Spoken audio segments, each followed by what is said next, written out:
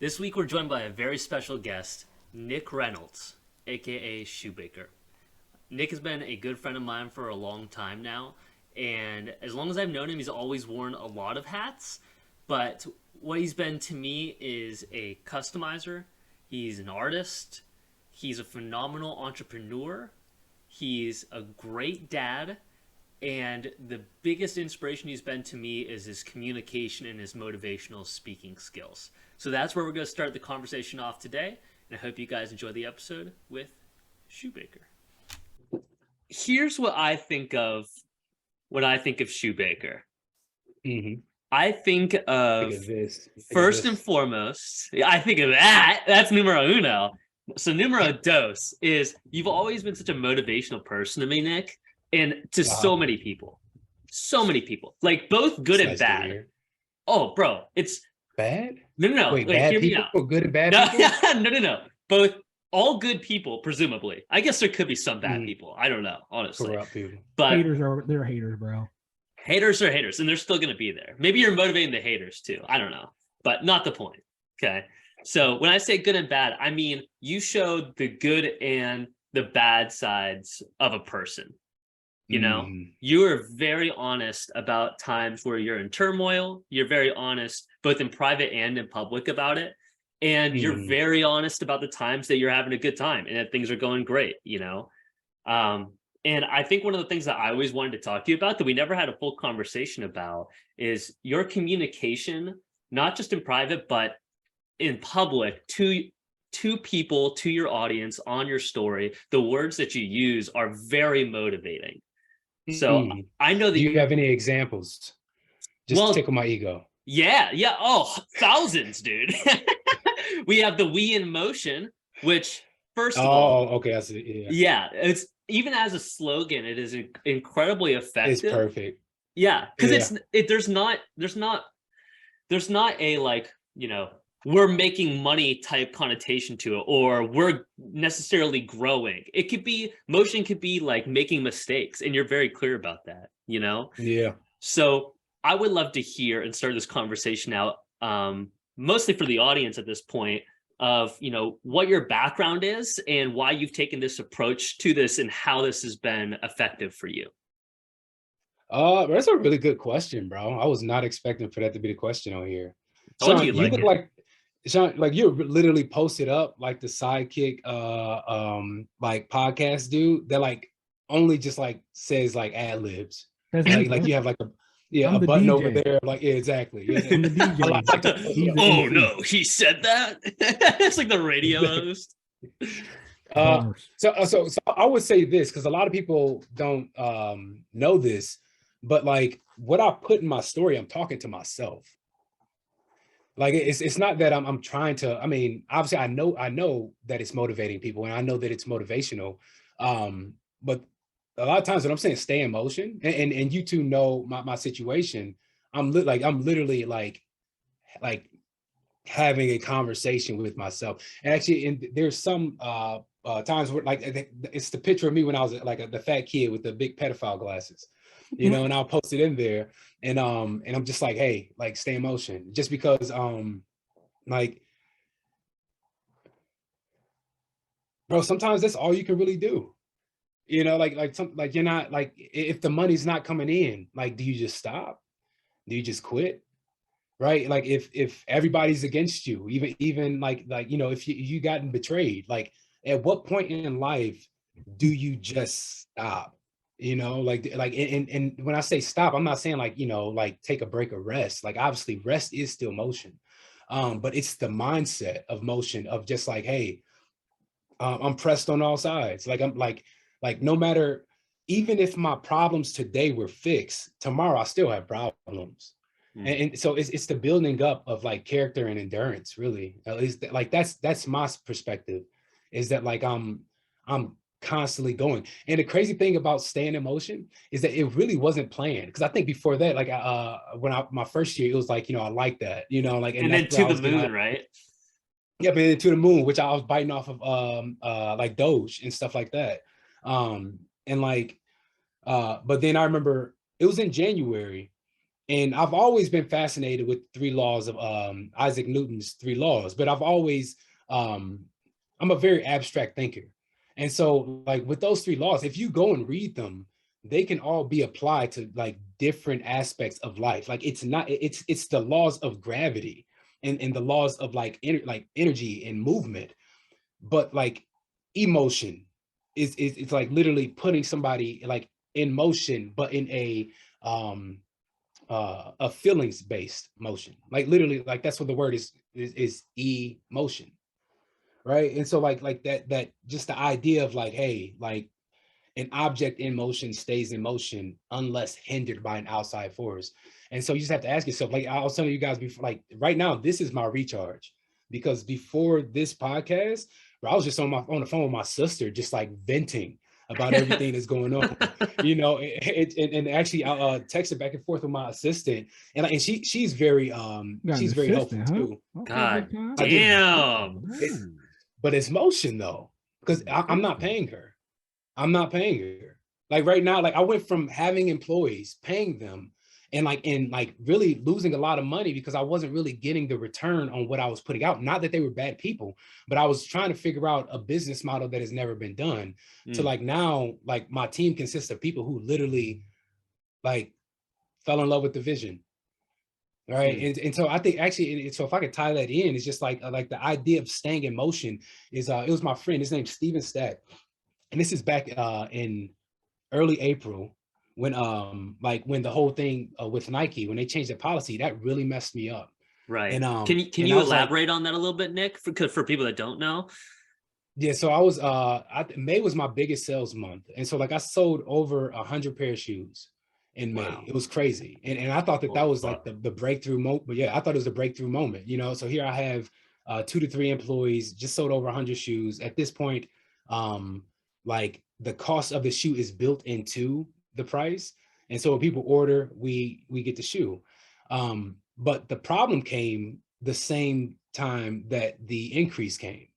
And so I sold 100 pair of shoes. I think out in January or February, we sold, I think it was 25 pair. And then March, it was like, I think close to 50 sales. And then March, April, May, then May, it was like 100 sales. And so like, I figured out a marketing strategy that was allowing for me to get these sales in. But then May was the month that Nike changed their policy where they put a limit on how many Air Force Ones you can order, because there was a global shortage. And so here I am with 100 orders, but I can't get the shoe. And so then my shop assistants, they start accounts, and then we order shoes that way, and their accounts get blocked. And it was only all white and all black Air Force Ones. And so like that, it really messed me up. I had to figure out quickly, how do I get out of this situation? Because since Nike changed their policy, I have to change mine. And actually, that's when I took to the story, and I was just like, hey, by this time next year, like I'm pushing Baker Lowe's. Like I don't want to customize this whole time. Like I'm not that I'm retiring, but like this is tiring. You know, like I'm very tired. And I was talking to my boy Stack, and I was just in a bad place mentally. Just like it just felt like it was a lot of pressure, and just the constant emails of people, hey, where's my shoe? Where's my shoe? You know, stuff like that. And at this time, we were coming back from Florida, and he was like, where are you? I said, I'm like, we're driving. He said, okay. He said, I want you to look down the road. He said, what do you see? I said, oh, I see where I'm going. He said, exactly. He said, for a couple of seconds, I want you to look at the car in front of you. He said, how's your driving going?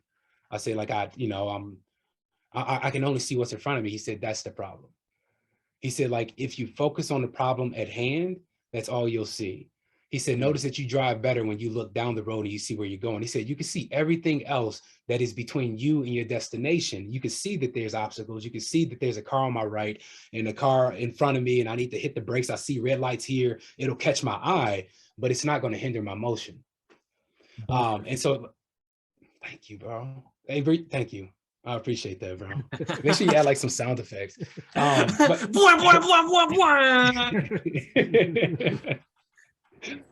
so like it's vision, you know, like you can't have strategy without vision, right? And so the thing is like I used to put rocket moon.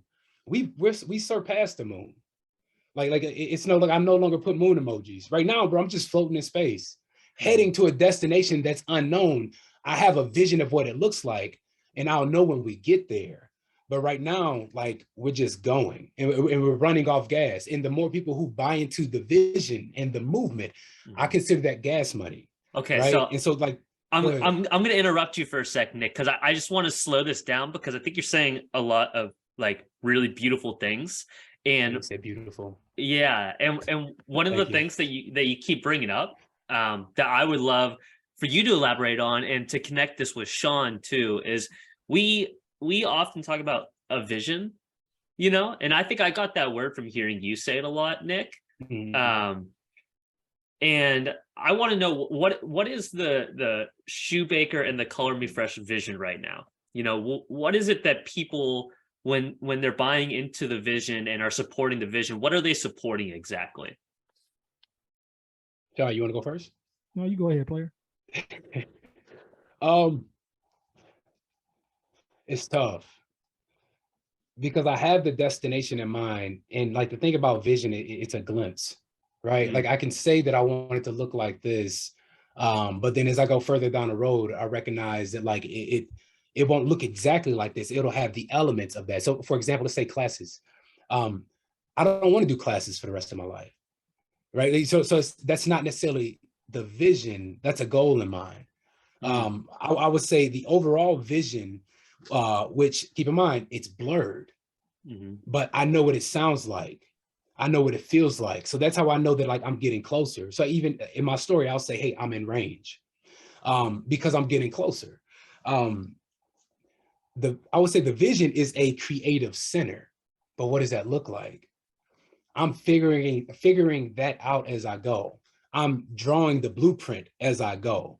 Like the classes right now look nothing like what's in my head, but I have to start somewhere. And I think that and I think that's a reason that it is blurred, because if we saw the exact match of what it is, I think that could lead to discouragement if you're not mature enough to understand, hey, right, like humble beginnings, right? That like just doing the soul play class was awesome, but the soul play class was different than the class at Sneaker Asylum.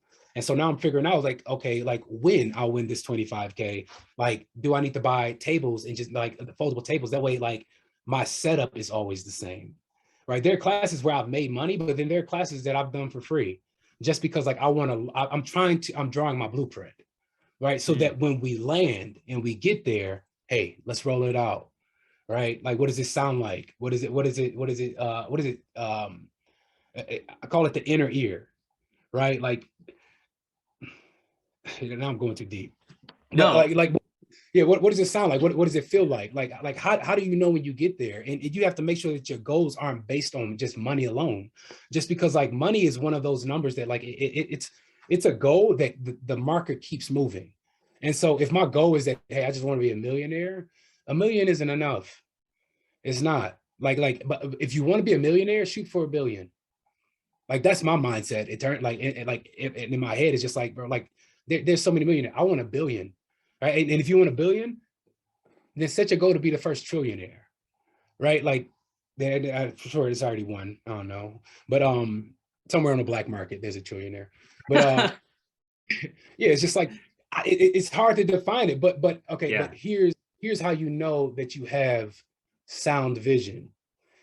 Is that, keep in mind, I went from paying employees to now, like I have a team that like they're taking the vision that they hear me talk about and they're running with it.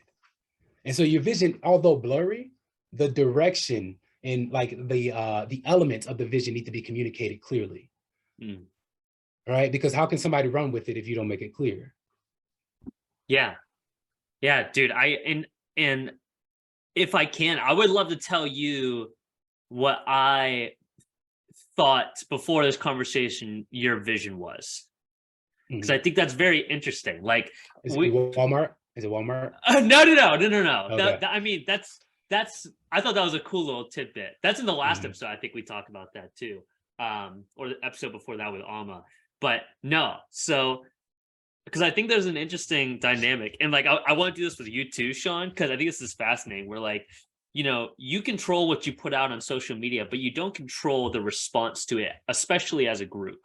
you know? Right. So you can put out, you know, a video you talking about all of this stuff, but one person might respond saying, I get it, but another person might not respond and get a completely different vibe and feeling of what your vision is, right? So I think this is interesting. So I want to tell you, after watching your stories and your posts and being your friend for a while now, to me, It's been your like 2 vision, years, bro. yeah, Has it been that long? But I think it's been about 2 years, bro. it's Like Clubhouse we can, I time. think we all can, yeah, bro. We can all be considered BFFs. I'm cool with it. That's If you're not sick. big on titles, we don't have to call it that. Yeah, no, I don't give a shit, bro. Doesn't matter to me. Oh, go ahead, bro. No, what were you saying though? So to me, your vision, the Shoebaker vision, from my standpoint over the last couple of years, is not a thing. It's a philosophy. You know, Mm-hmm. it's to me, it doesn't ever feel like I'm waiting for you to post something so you're at your vision now. It feels like your vision is just culminating a mindset towards life. You know, it's continuing to move forward, it's continuing to stay in motion, it's rolling with the punches, it's being adaptable, it's seeing new perspectives. It's almost like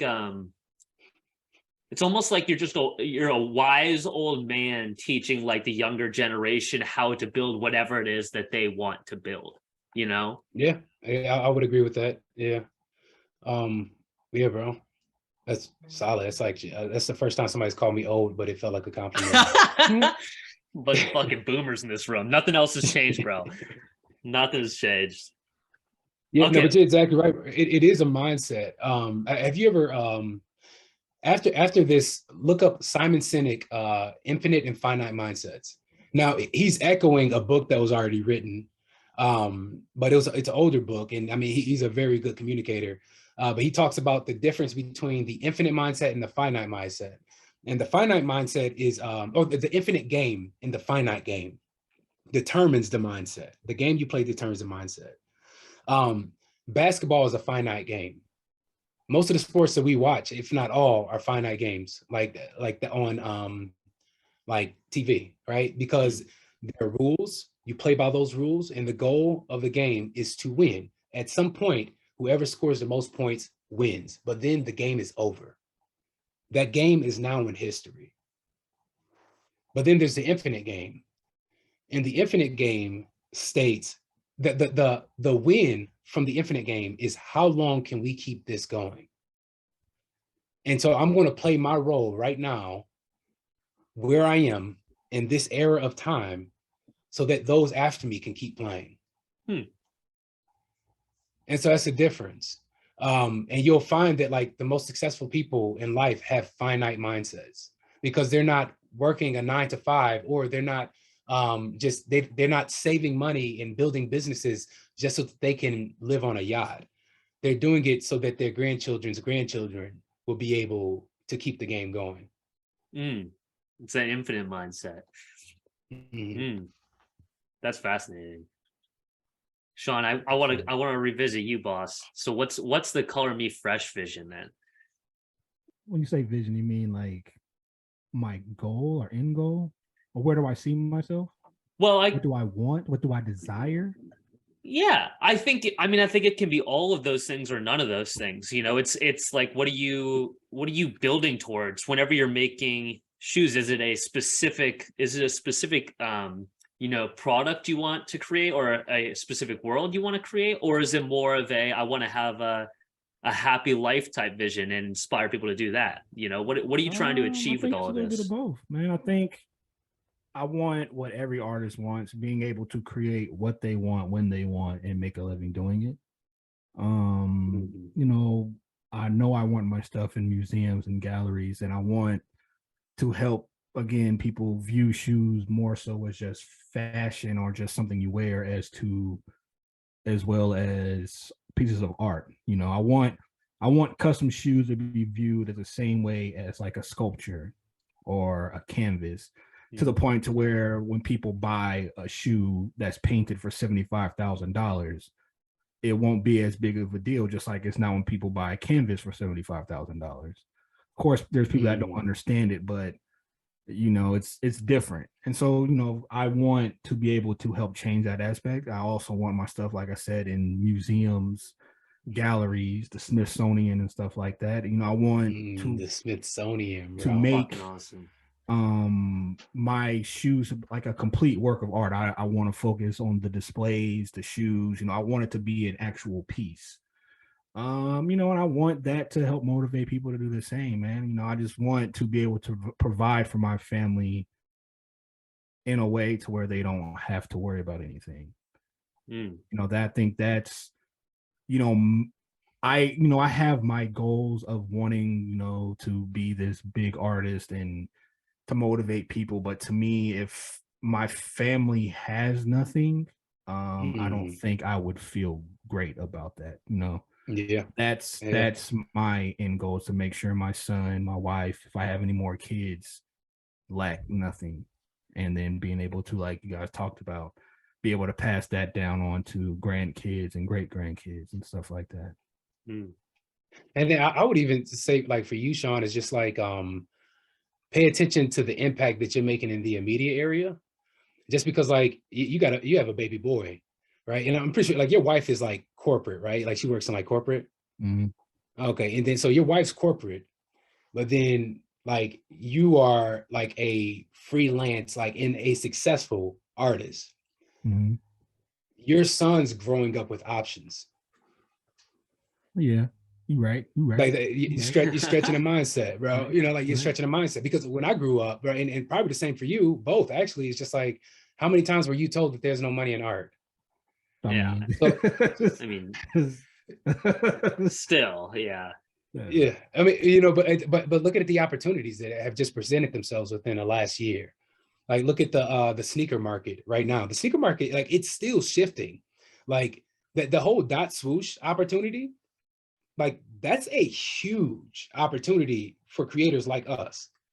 Huge opportunity, because like, it's not Instagram where you post your work, and like in Instagram, everything we post to Instagram owns that. We don't own that. Like they like, and it bugs me that, you know, you get like boost feed and like all these different, you know how the ecosystem works when it comes to customs. They post your stuff in 10x like the amount of likes or something you get, but they're getting paid off that. Right. But with dot swoosh, like, whatever you post onto that platform, they don't call it NFTs, they call it digital assets. Whatever you post, you own, and you're getting royalties from it. So wait, wait, real quick. Wait, I'm sorry to interrupt you, but I actually I realized that you owned it, but when you say get royalties, do you mean like based off of the amount of interaction you get royalties, or are you physically selling that when you post it? So yeah, like, you can sell it. It becomes an asset that you can sell. Like, but the possibilities are endless, right? Because like, also, like, who's to say? Let's say that, like, okay, let's say this you just dropped of it was the Ninja Turtles, right? It was Shredder.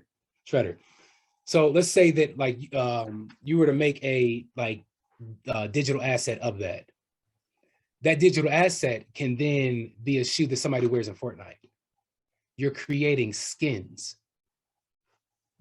Let's take it even further. Dot swoosh. It's called dot swoosh. Dot swoosh. Yeah. These are the ideas that I presented to him. Like, he said that he already had it on a storyboard. I was like, all right. I was like, just remember me, you know, like, because like, if you, there's no way I know you're telling the truth, but like, I'm giving you these ideas. Yeah, I was just remember me. And but like, I pitched him the idea. I said imagine people wearing just like basic clothing, you know, the stuff that Kanye was selling. Let's say it's just all white t-shirt that has something in it that picks up and it creates an AR. But every time you take a video or a photo, like, you're wearing the skin of your favorite Fortnite character. I poop myself. Think about that.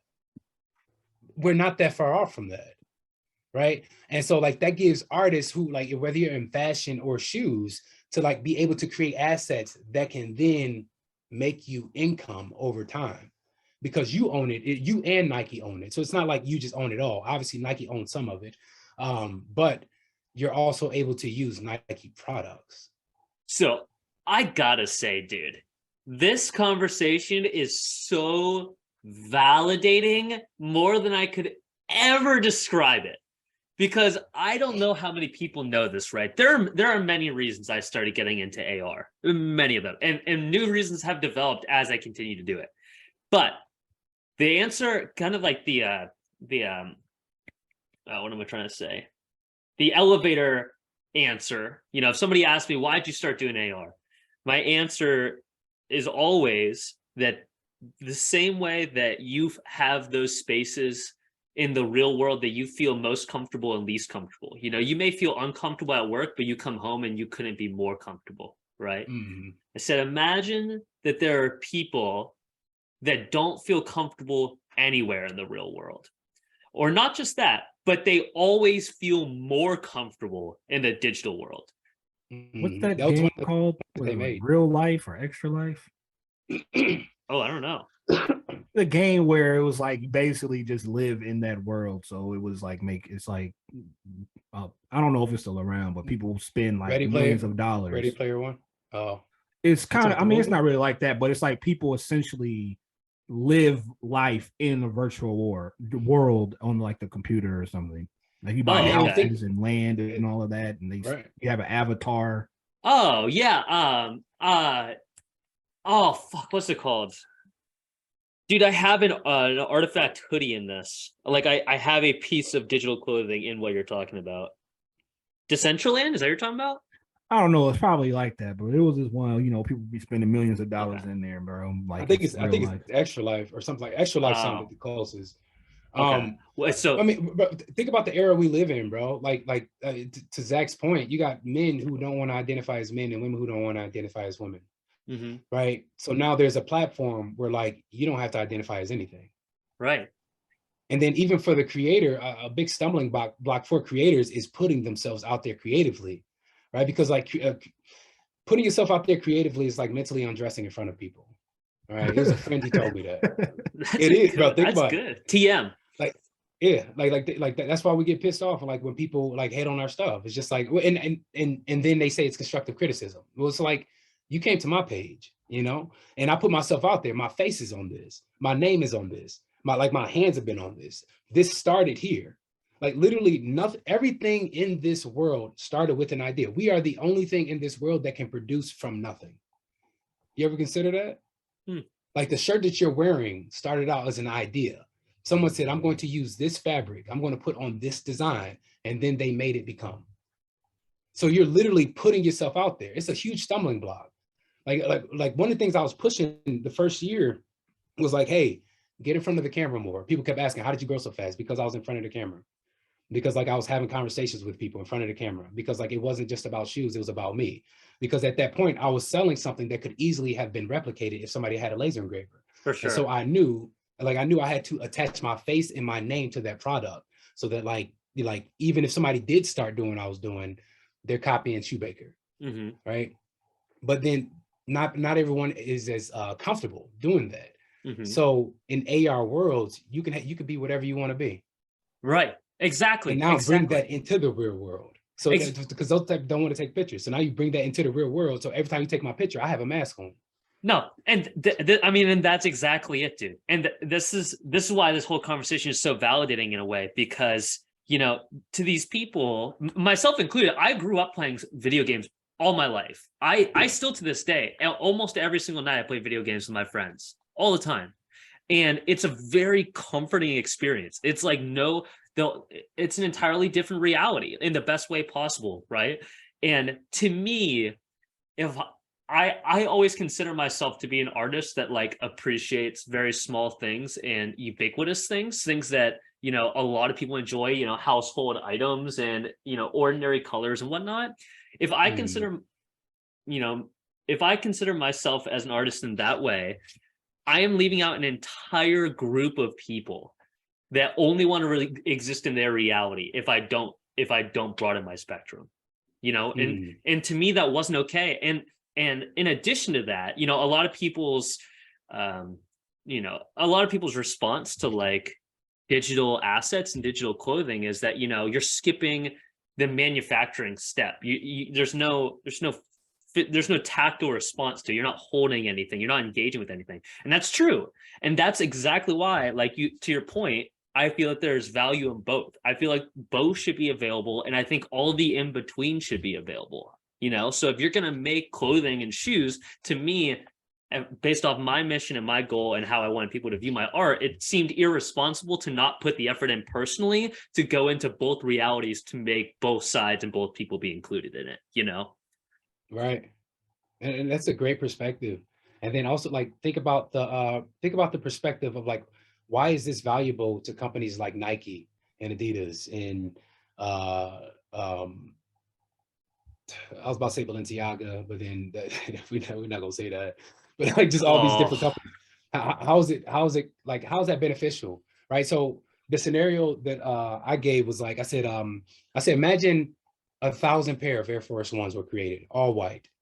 And maybe each pair just had a emblem on the back heel of each side of the shoe, or maybe the toe bar. I don't know how AR works. It catches a picture or something. I don't know. I'll learn from yeah. you telling me, right? But like, what if each one of those pair had a digital asset? So I'm just going to say NFT. So let's say it's not that solution. We're just going to say there's an NFT with it. Mhm. Now, let's say that out of the 1,000 pair, 500 are lava pair. And let's say 300 are water. 100 is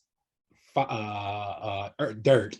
And then the last 100 is air. And it's just a clear shoe, right? Mhm. How much would those shoes go for? And how many times would people try to scan it to see what shoe you got when you hit? So now it's a marketing strategy is really what it is. Because I just put out the same product. All I did is add AR to it. Mhm. And I just sold it for 10 times more because I only made 1,000 of them. And now the stuff is going viral on the internet because this kid got the only rainbow pair. You know what I mean? Like, it's just like when you look at it from like, it's the whole industry is shifting. It's just a matter of staying in motion, bro. Just like, just like making sure you're focusing on you, like, and not allowing the good or bad to positively or negatively impact you in a way that it takes you off course. Mhm. And that's why I don't do collaborations anymore with people who aren't in motion. Like, you get a collaboration request almost every day. And I used to be nice about it and fully explain. I'll just say no, or no, I say no, thank you. Mm. I say no, thank you. You and Zach don't work with us common folks. What? Bro, I got your shoe. Bro, I got your shoe over in the shop. Oh, bro. you mean the box you ain't made for it? That pair? Oh, It's coming. Oh, okay. I was just making sure, man. You don't Hold work on, with us bro. common Hold on. folks, bro. I'm about to get the let me get some sound effects, bro. Don't tell us what they are, dude. Just break them out once in a while whenever you feel necessary. No, but this is to continue that though. This is also why I'm so passionate about all this kind of stuff, because I mean, you were talking about it earlier, Nick, how what people see isn't your vision. What you have in your head is your vision. And you'll almost never be able to truly accurately bring that to fruition, because it's always going to change before you can create everything to make everybody see it. Exactly. You know? So that's why this, it's frustrating. Just real quick to wrap that up. That's why it's frustrating at times too, because, you'll hear stuff like, why are you doing this? And like, we really liked your other stuff. Can you keep doing that? And I get it, because it's like, yeah, obviously you can't, there's no possible way based off of what I've put out for you to fully understand what's going to happen. But I just wish in the majority of people could just be along for the ride and just wait and see why people are going the directions that they are. Because people have a reason for everything that they do, I mean, stuff's always changing, bro. You kind of have to. I mean, it's part of evolving. Mm-hmm. It's just people don't like change. Right. Mm-hmm. Yeah, that's a good point. But it's just like social media or YouTube, the algorithm, right? People talk about the algorithm. Oh, the algorithm doesn't like my stuff. And I think we talked about it a bit last week. Is what Mr. B said. It's perfect. Like if people don't watch your stuff, it's pretty much because you're not making content people want to view. And I mean, as much as people don't want to hear that, I would say 90% of the time, that's most likely the case. I mean, because even if you look at YouTube or even Instagram, right, there's people that have millions of subscribers on YouTube that don't even get 15 to 20% of the views now that they used to 3 years ago. Right? There's people that have 5 million views that used to be really popular 2 or 3 years ago that literally get no views now. And that's might just be because their content. People either get tired of your content because you're not doing anything that's different, or you change too much to where now people don't care to view it. Right. So it's kind of like you have to find that sweet spot. It's just no different than Instagram. Like people that's been customizing for what 5 to 10 years that don't really get likes and comments and anything. It might be because you've been posting the same content and your work hasn't evolved to the point to keep people entertained or, you know, consumed by it. Right. Like that's what you said about evolving. That's a major point, bro. I mean, like, yeah. If there's no evolution in your work, why would I keep watching? Exactly. Because my thing is just like when people talk about, oh yeah, people just like these popular customizers and all that stuff. It's just like, bro, I and everybody else got the same 24 hours. I don't have a 26, I don't got 25.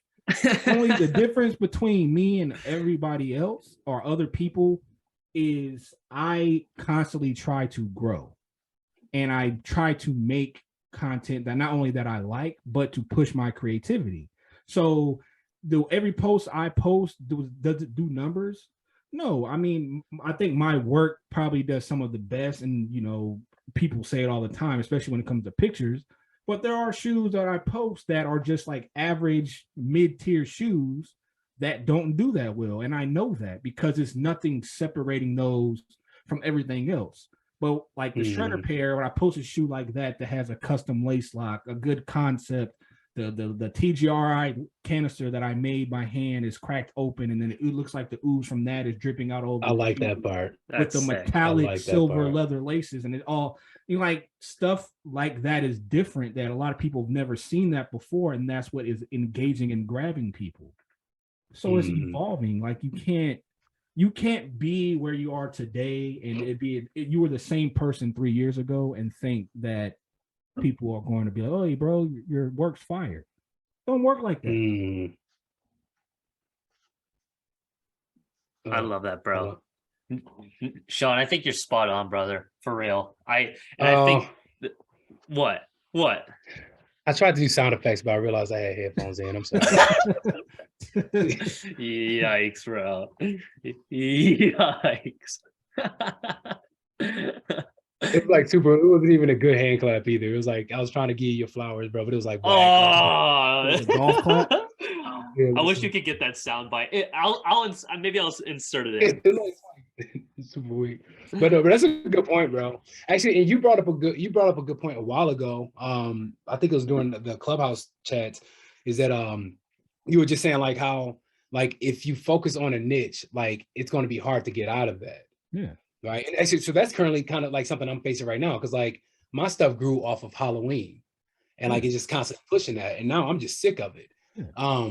And like people still want to buy the Wu-Tang shoes, but I don't want to do it. Like I kind of just want to be done. But then, bro, something else you said, bro.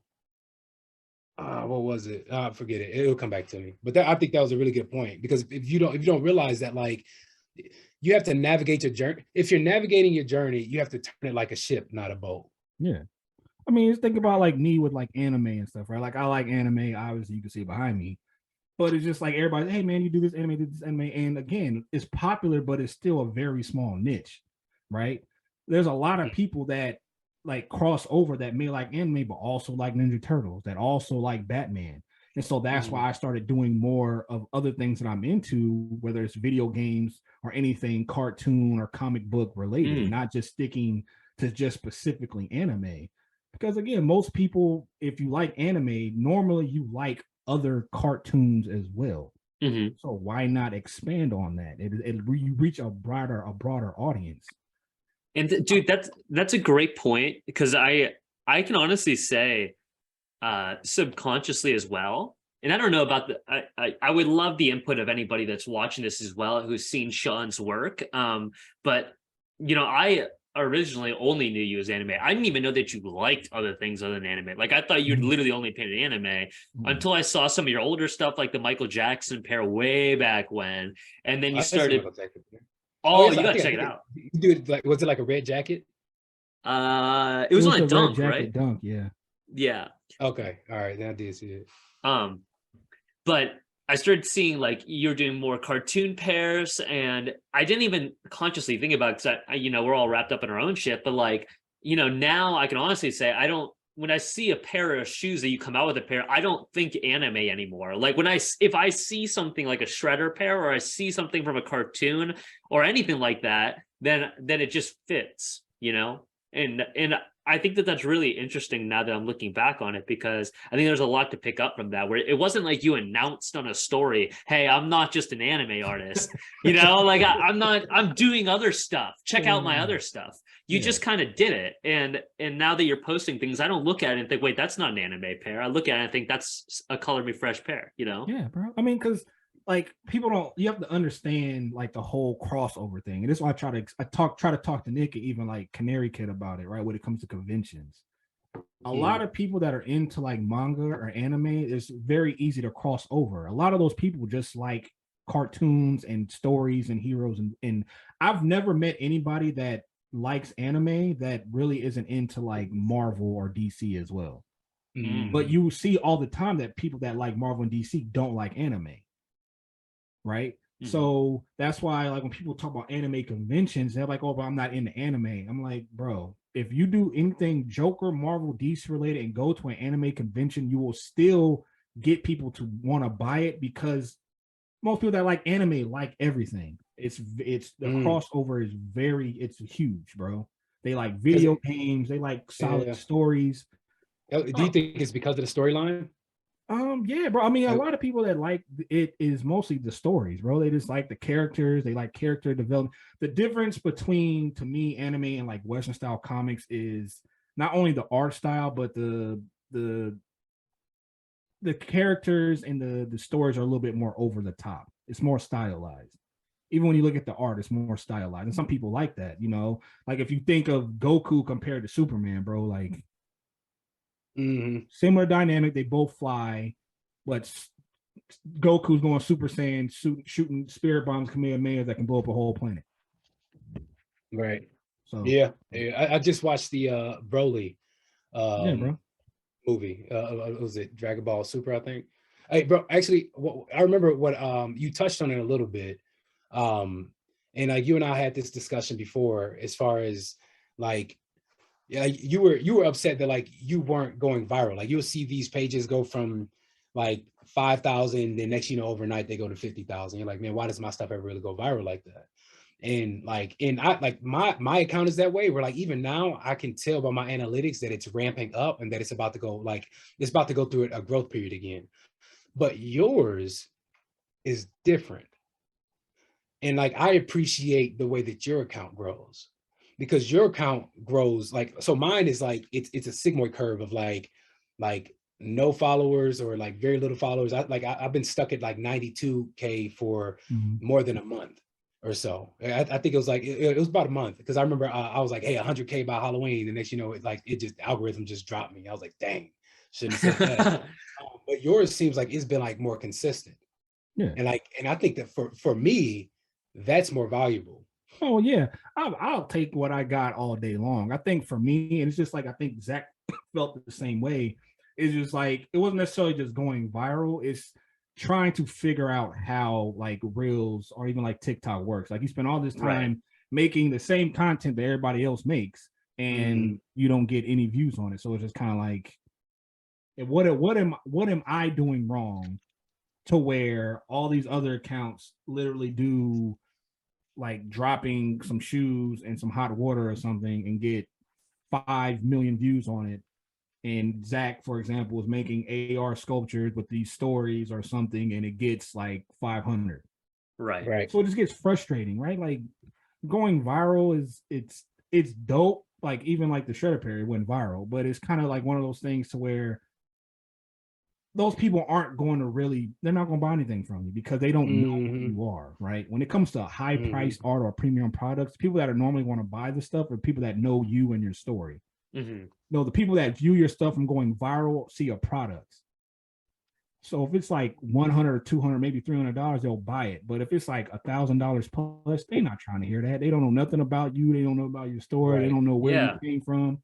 Well, So and to that point too, bro, like that's why I had to I still am, actively trying and doing what I can to, cater my content to that and learn and grow so I can grow the page. But just for my mental health, I had to not look at social media as a way of making sales anymore, because when I put so much of my effort and time into figuring out how can I communicate a story, how can I, like, my art inherently is not like so attractive to people. There are people that like it, but aesthetically it's not like, it's a lot of it is very subtle. It's not gonna make you go like, holy fuck, I need to like that. It's like, oh, okay, that's pretty cool. So but that's what I want to make, right? So it's like, I have my art, I have my concept, I have my story, and I'm not willing to compromise on that. So now I'm just trying to figure out what's the best content I can make that incorporates all of that while still catering somewhat to the algorithm. And in an effort to do that so frequently and try to grow so much and still not getting the return on it that I wanted, I needed to stop looking at it as a, time in, like out type mentality, and more as a, I'm just going to do my best and whatever happens, because at the end of the day, I'm still making the art I want to make. All of the sales I get come from private collectors. So it's not like I need social media to make a living. I can continue doing what I'm doing. I'm still growing it as a business, even if I'm not growing as a page. So, and we can do stuff like Inspiriment like this that has its own ability to grow. So, I'm trying to find workarounds so it's not as toxic of a mentality as like, why am I not growing? In return, why am I not getting more sales? I think you're on the right track, bro. Like I say all the time, is you're ahead of your time. I think people will catch wind.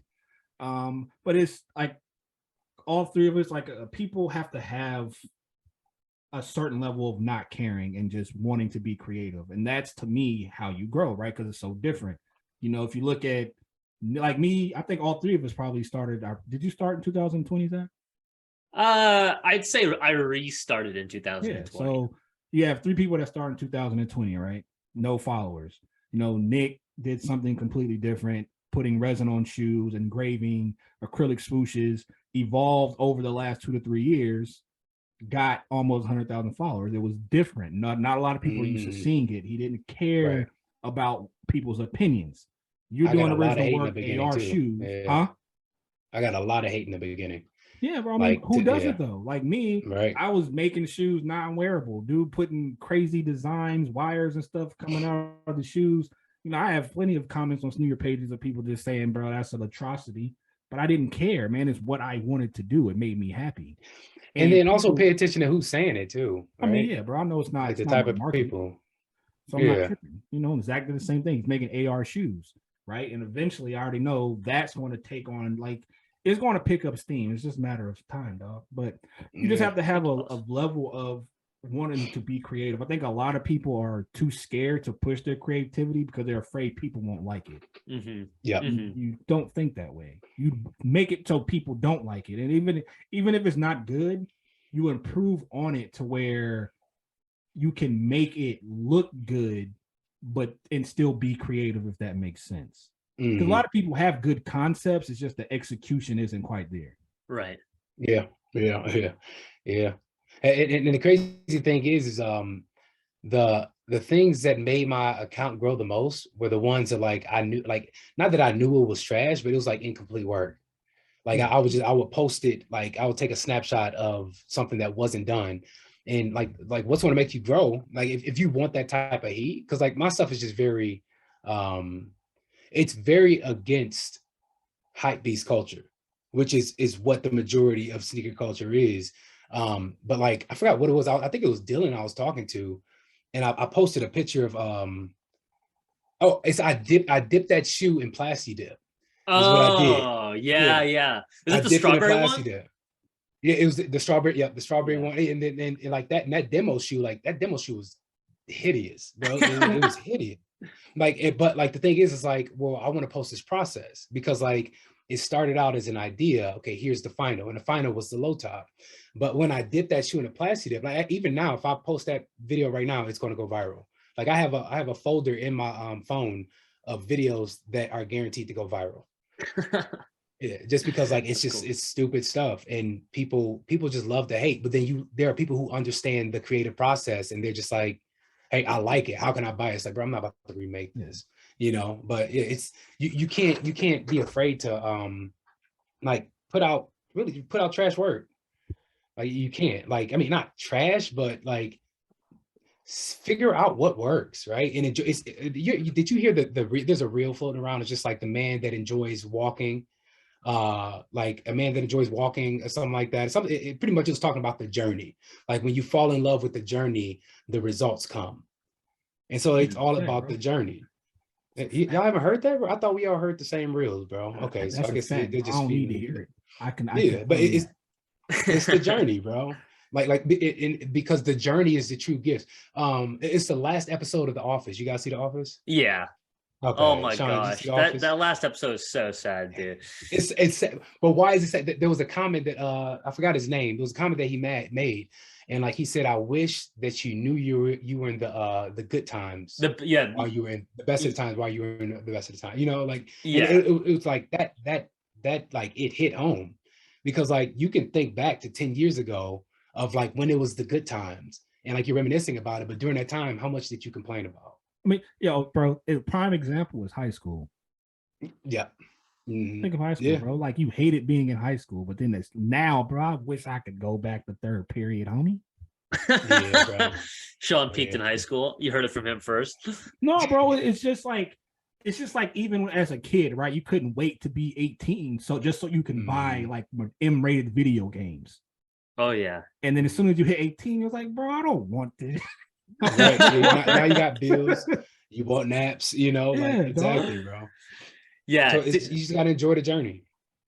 For sure. I honestly, and I'm starting to realize, I'm sure you guys feel similarly, but as time goes on, you also value different things, you know. Like when I was in high school, I valued time with my friends and playing video games more than anything. Mm-hmm. That's all I wanted to do. Like that was where my happiness came from, and sports, I should say, because I played a lot of sports too, and I loved them. But now, you know, it's crazy how much changes. You know, I'm 26. It's been 9 years since I was a senior in high school, and you know, as time goes on, some things you're forced to change. You're forced to place value on. You know, like money. Like my girlfriend knows. I think people place way too much value on money, and I hate the concept of money in general. Like I value my time and my energy infinitely more than money. But that being said, I have to put as much time and energy into getting money as I have to get money. You know what I mean? Yeah. So it's like in the future, I would love to be able to put my time and energy into the things that I want to put my time and energy into. You know, that's the goal of like doing a lot of this, is like I want to ultimately have complete freedom over the things that I value the most. But depending on where you're at in your life, sometimes you're forced to place a value on where it needs to go, you know? Yeah. I think, man, I grew up broke. So like money obviously is a tool, but like it doesn't necessarily like impress me. And then like I remember I learned that like all money does is increase who you already are. And so like if you're selfish and you have $10, you're gonna be selfish if you have $1 million. If you're a giving person with $10, you're gonna be a giver at $1 million. And so I think that's when true colors really start to show. And so it's a big red flag for me when someone is like only chasing money, because it's a never ending goal, especially when it comes to creativity. Like you'll burn yourself out chasing money. Yeah, bro. I just want to be able to provide for my family at the end of the day, though, and be able to make stuff. See, I think like for me, when it comes to money, is I want to be to the point where I don't have to think about it and I can just create. Me too. And for the sake of creating, right? Like even now, like I want to have my next kilo pair ready for the new year. Like it doesn't have to be the start of January, maybe like mid with the new YouTube video. I already have the shoe design, I got the character, I got the backstory, I got everything. Hell yeah. But the amount of commissions I have to do at least 3 this month. I'm probably not gonna be able to start those shoes. And so that's why, like with money for me, it's like if I had it to the point to where I don't have to go commission crazy at certain times of the year or whatever, and I can just focus on creating. Like imagine being able to take a month to 2 months to just really work on a piece that you wanted to work on for however long, right? How much time and detail and thought, like the content around it, how you can just really think of executing everything with a month to 2 months of focusing on nothing but that. That's the dream. That's glorious. Bro, yeah. No, you're telling me, bro, like it sounds nice. but like, that's not the case. Yeah, bro. Like because especially like as an artist, it's like it sucks trying to create in a state of survival.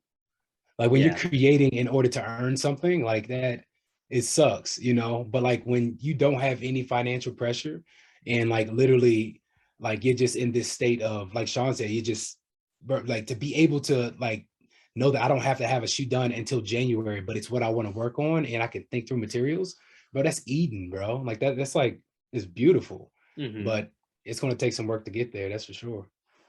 Yeah. Somebody hit the lottery, bro.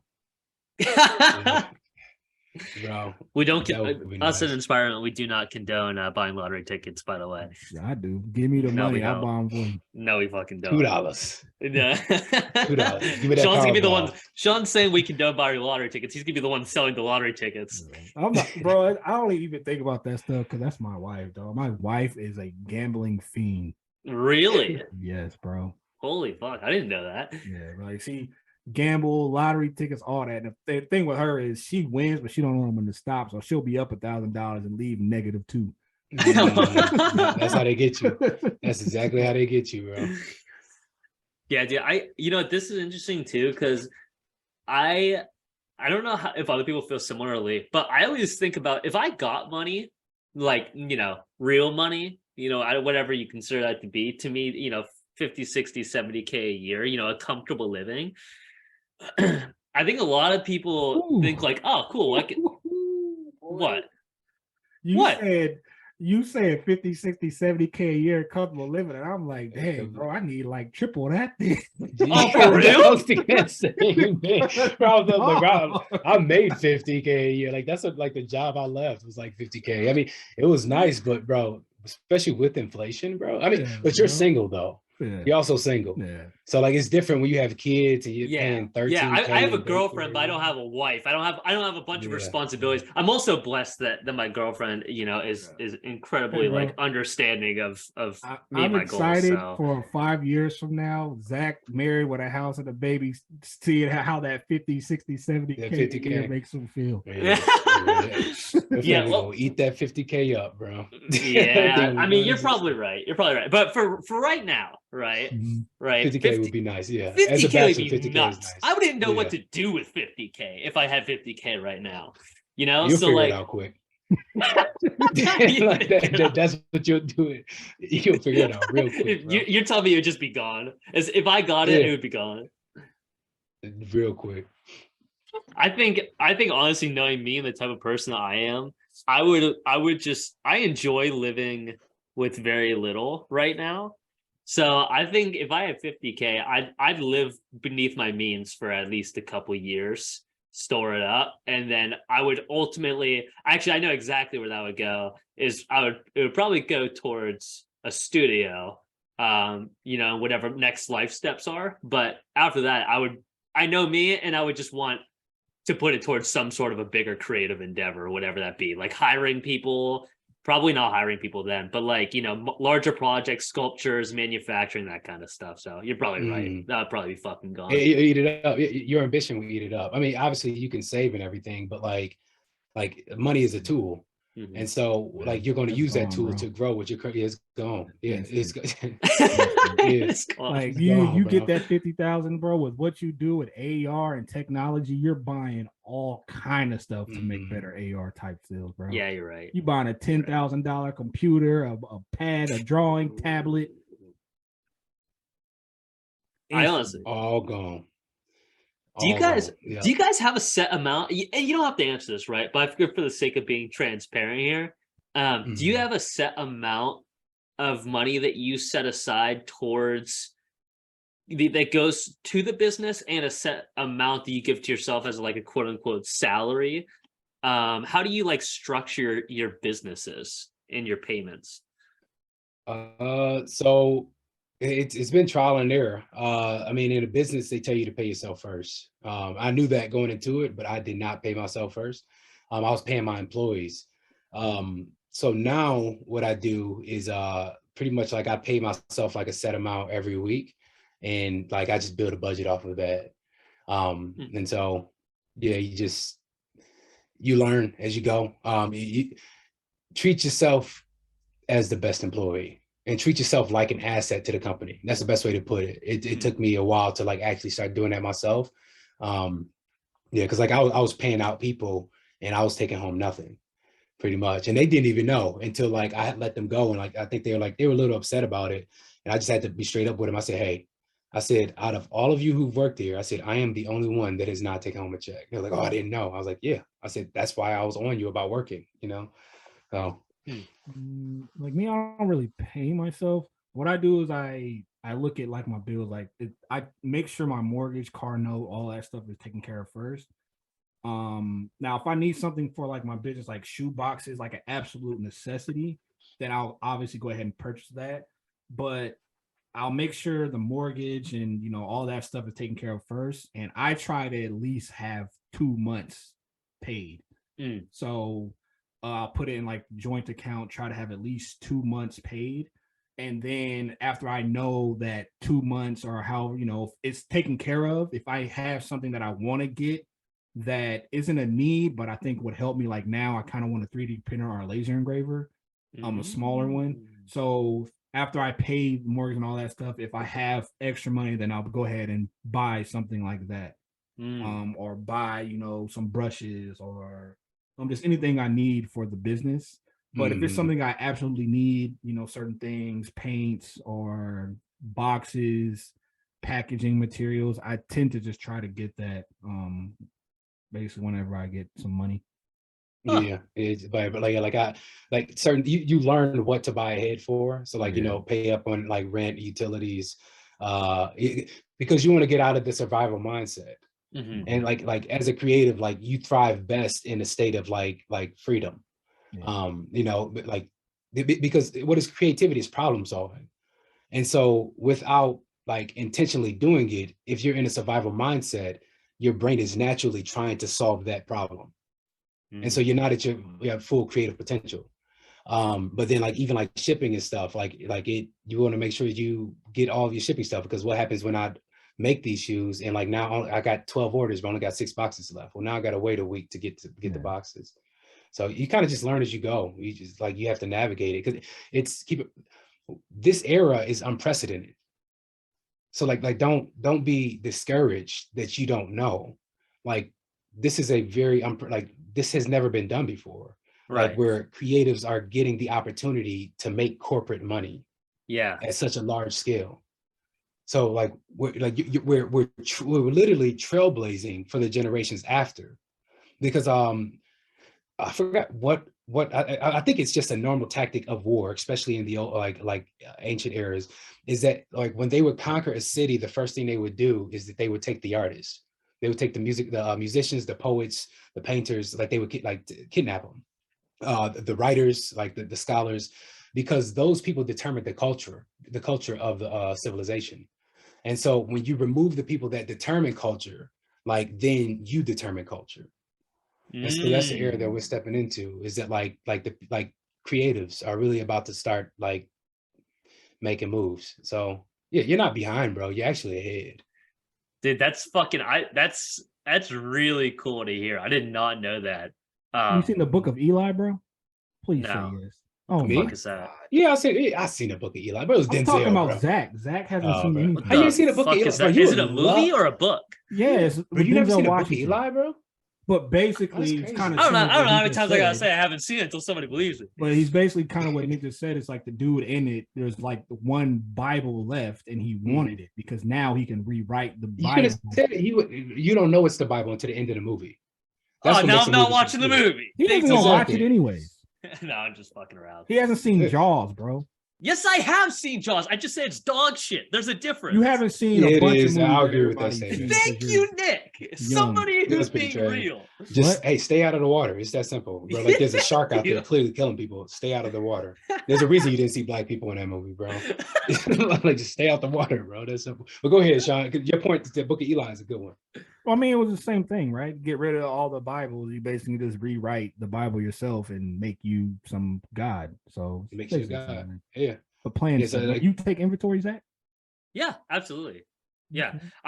Here's the thing, right? I too am learning as I go. And so I went to school for business. So when I ask a lot of questions like this, I generally like learning as much as I can about other people's businesses with the understanding that it's most 95% of it is not going to apply to mine, but there's always something I can take.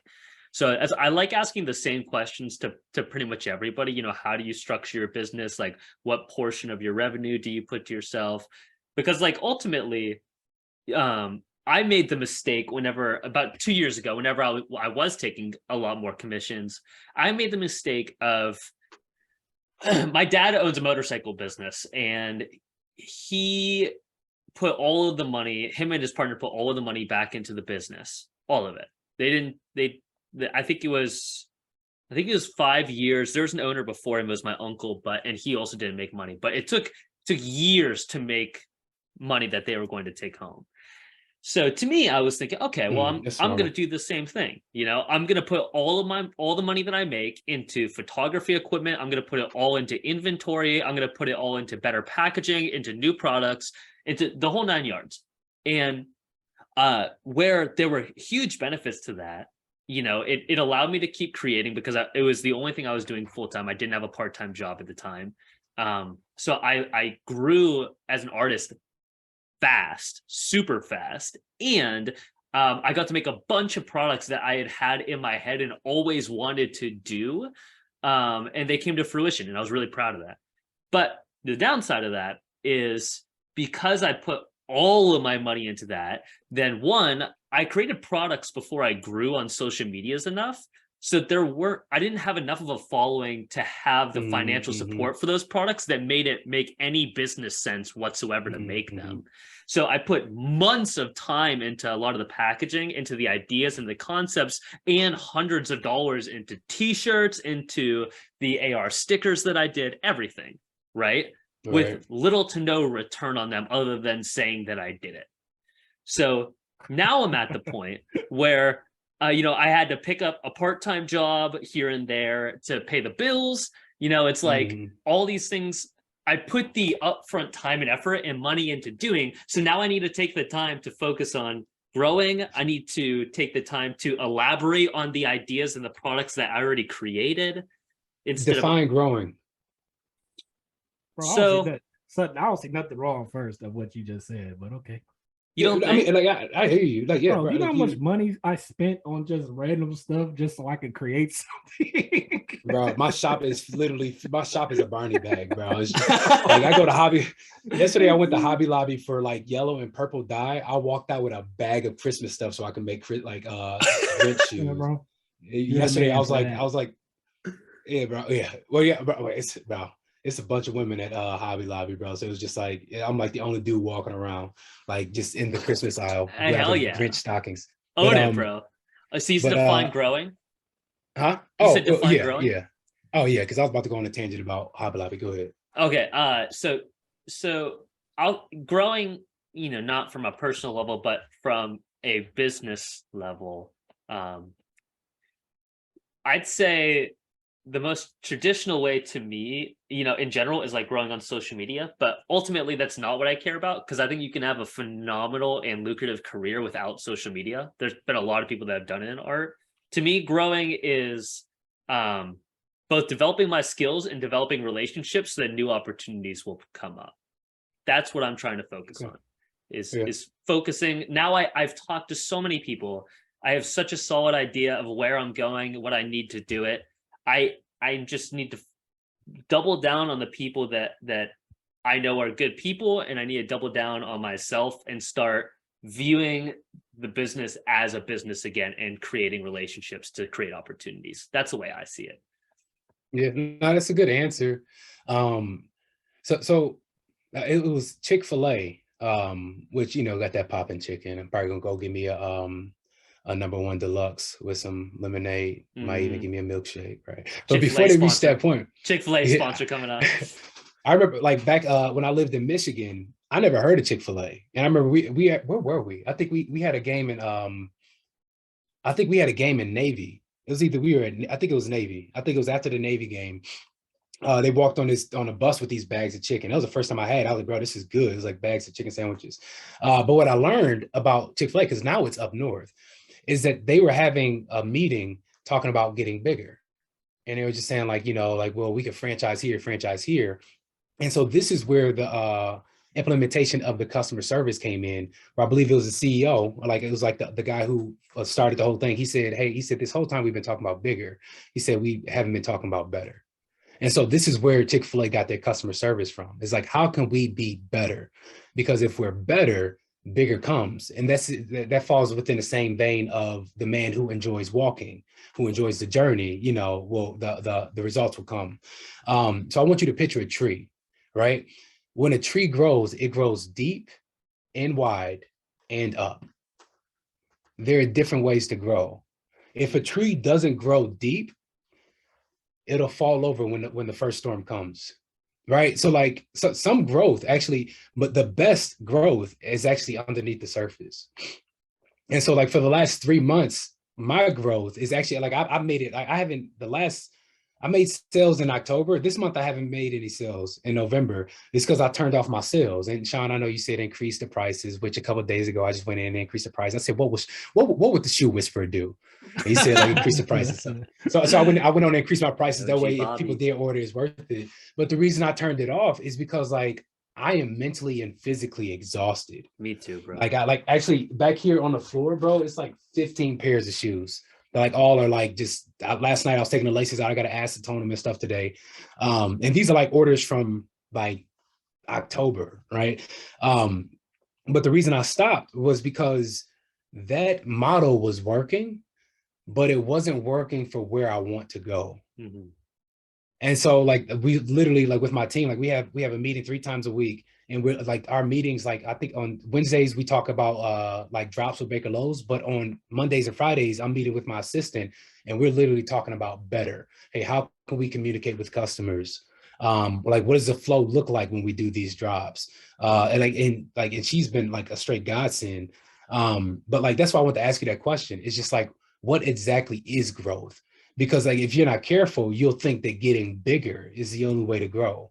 When really sometimes you got to go deeper because you don't know what storm's coming. Like had I not been in the mindset that I am today, the storm that I've gone through in these last 3 months, or even the storm that I went through in May when Nike changed their policy, it would have folded me, right? But I had to go through stuff and I had to have structures in place. Or actually when I lost my account, Sean, I don't even know if you guys follow me that time. Like when I lost my account, it might be how you heard it. Like, you, bro. I remember. You made the new one. Yeah, that's right. Okay, when I lost my account. Yeah. So, bro, that sucked, and it almost like ended me. But from that, what I learned was that, man, I need to build a newsletter list, and I think I only had like 500 people in my newsletter at that time. Now it's like over 5K because like I made sure. God. Yeah, that's why I'm about to shoot out an email blast pretty soon about this competition, right? But that's me getting better. Had I not gotten better and only focused on growing to 90K, I wouldn't have been able to sustain 90K. Yeah. I mean, right? It's like, and that goes back to going viral too, especially when you're trying to sell a premium product, like I said before. Like I think that Shredder post is like at like 4.5 million views, right? Hey, bro, yeah, I checked that boy after 30 minutes, bro. I was like, this thing's it's at like 2,000 likes already. Holy fuck! Yeah, it's at 65,000. Yeah, no, it was like 20 minutes after you posted. It was like 30 oh my god, after, bro! So it's up to like 65,000 likes, right? Jesus. But I'm saying that to say like the amount of DMs I've gotten I think I've the last 5 days to a week I've answered 400 easy. Asking about how, like, man, I want to buy some, how much commission, blah blah blah. Ask me how many sales I got out of that 400. 0. Pretty much, bro. Maybe 1. Yeah. And so Yeah, I like, say yeah. that to say, just because something goes viral does not translate to you getting sales. Especially Exactly. again, when you're selling a premium product at a premium price, those people tend to buy into you. They love your craft. There you go. They love who you are. They love your story. They love your talent. All of that. When you go viral and they just show it to 4 million people, those people know nothing about you. They don't know you from a can of paint. They just see a product. Oh, those shoes are fire, bro. How much? Follow. They not It's easy to hit a follow button. Right. They thinking 150, 200, bro. They know nothing about who you are, how much time it takes, the passion you have for what you do. They don't see you grow and how much better have you gotten over the last year and a half. So keep that in mind. Like he's talking about growing and going viral. Again, does not always translate to business. Yeah. Yeah, bro. Yeah, that's a beautiful way of putting it. I tried to find it, but the horn I found was super weak, so I just gave up. Oh, fuck, bro. All right. Actually, wait, to that point though, products don't sell, narratives do. Yeah. And that just to like encapsulate like what Sean just said, like it's narratives that sell. Like why is the entertainment industry so profitable as far as movie industry? Like, did you know that during the recession, media like entertainment increased during the last recession? Right, because people are looking for a distraction. Right. And sadly, some people want to live vicariously through you because like they're looking for an escape. And so if I can watch Sean's story, or like even like how you said, like even my story, like it's motivational, right? But really, I'm just sharing with you the thoughts in my head. It's the narrative. I very rarely do I like actually post shoes in my story anymore. Like I used to do like the whole process in the story. I stopped. Yeah. It's the narrative. Yeah, dude, I love it. And that's why I was so happy you agreed to come on, Nick, because to me, another thing as time goes on that I value more and more is words in the way that not only what you say, but the way that you say it. So I have the habit of, filling the air with talking, or wanting to be, the host that steers the direction. And the more I listen to like other podcasts, like the Lex Friedman podcast, or, even like comedy podcasts like Tiger Belly and whatnot, I think the one of the things I appreciate the most about them is that it always feels natural. And especially with Lex Friedman, he's very particular in the things that he asks and the way he says things. And that's one thing that I always valued about you as well, and that I find inspirational, is you're very meticulous about the way that you say things and what information you put out into the air. Because and correct me if I'm wrong, but I feel like either consciously or subconsciously, you understand the power that your words have, especially after the last 2 years, Yeah, definitely. Yeah, like it's like I've always had like the gift of gab, but like I've grown to understand that I remember I used to curse like a sailor, and every once in a while like you'll hear me like curse and stuff like that. But I forgot where I heard it from, but it stuck with me clearly. But someone told me that like using curse words, and this isn't the case with everyone, but using filler words like that, it reduces your vocabulary.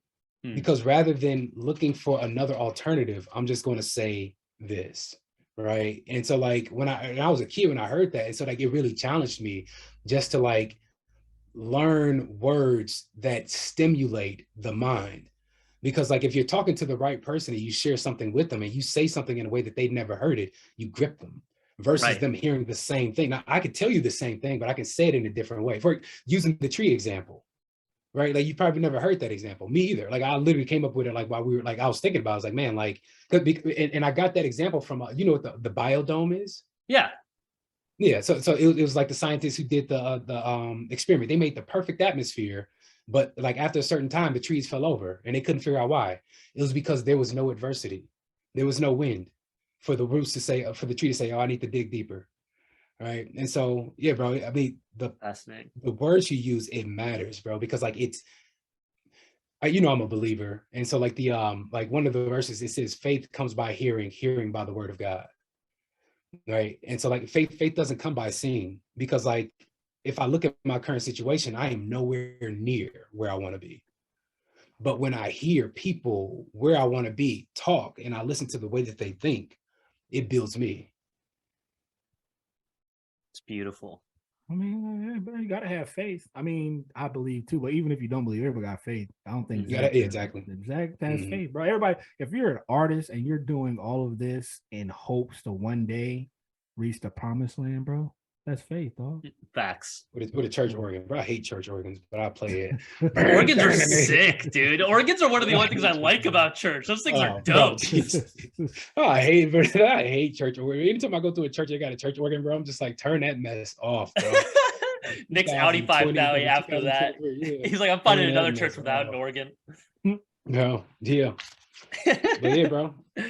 In most part, you gotta have faith in yourself, bro. Because like you cannot, I don't want to die without meeting me, but I understand that meeting me requires that I have to go through a lot of adversity. Like like there's a it takes adversity. I mean, it's the best way to describe it. Everything in this life goes through some form of adversity.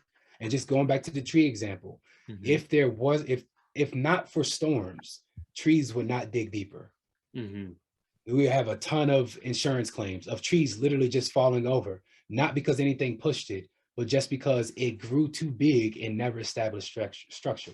Dude, it's kind of fascinating that you bring that up as well, because I actually just had this exact conversation with my therapist last week, because you were saying how exhausted you were, Nick. I've been in the same boat. I mean, just long days and just a lot of back end, a lot of just doing what I have to do to get by.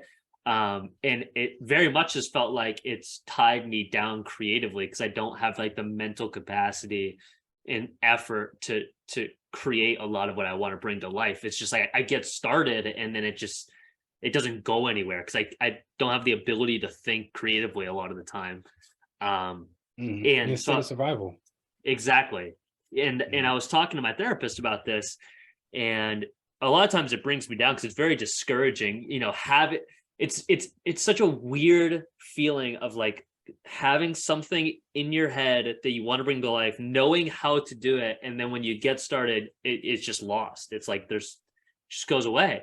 And I was telling her it's very discouraging. And we were talking about how if you think about somebody with like a perfect life, perfect, they have money and they have support and they're always happy, your body, both for the good and the bad, will adapt to any situation incredibly fast. So if you're going through a hard time, it may be so intense, but in the grand scheme of your life, in 1 to 2 months, your body will get very used to whatever situation you're in. And the same applies not only for negative, but for positive too. So quickly, all of the great things that you have going on in life are just going to become your day-to-day. And you'll just need to do more of that to be happier. You'll need to, if you do drugs, you'll need to do more drugs. If you go clubbing, you'll need to do more clubbing. If you go climbing, you'll have to do more climbing, because the things that made you happy, you'll get used to. The time that's not the case, though, after talking to my therapist about this, is when you have adversity at the same time.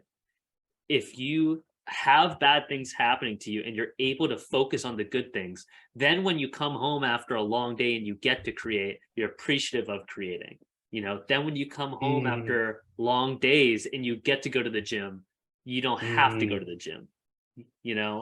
So that's when I've found I'm actually the happiest, is when I can manage my expectations for myself and understand that there's always going to be bad, but to give the effort that the bad needs, but to focus on the good at all times, is when I'm the happiest, No, say it again. Say that last part again.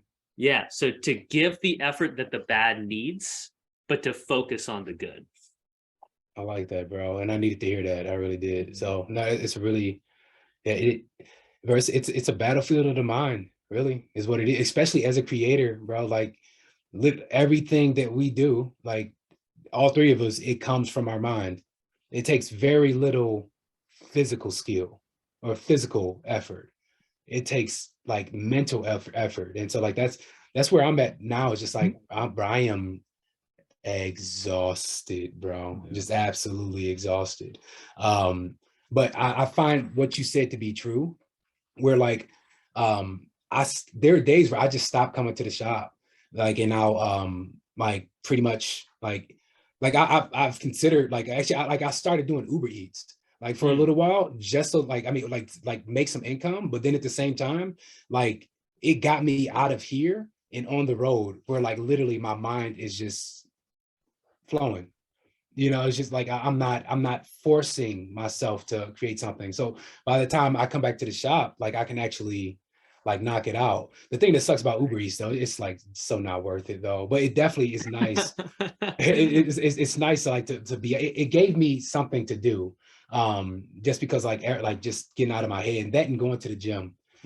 So yeah, I like the way you phrase that. It actually like makes me want to like pick up a job or something like that can like get me away from what was once my hobby and is now like it's a job now. And now I have to figure out, how do I navigate back to making it a hobby? And I think the answer is like what Sean said, is just like getting to a place of like just creating what I want. I don't care like what you're trying to pay. Like, bro, actually, I don't know if you guys were on that live, but it was like the last live I did. I just jumped on, and this dude, I jumped on to talk about the shoe, the Wu-Tang shoe. And he was like, hey, he was like, how much for the shoe? And I told him, I said, if I were to drop 13 of these, I'm dropping it for 1,500. He was like, 1,500? He was like, but my birthday next week. I said 1,500. He said, but you know, you can't give me that. I said 1,500. But I was like, I'm not budging, bro. And I low-key kind of like went off on him in a way. It's just like, bro, like I'm not changing my price, like just so that you can wear your shoes on your birthday. Because all that just pissed me off. It's just like you want me to lower my price so you can wear these shoes on your birthday, 1,500. You know, I'm just at a place of like, I don't care if I make another sale. And it took everything. It took the last 2 years to get to that point of not bag chasing, because that's what I was doing in the beginning. It was like I was bag chasing, which got me to where I am as far as like having the equipment that I have. But like, it just like, it's unfulfilling.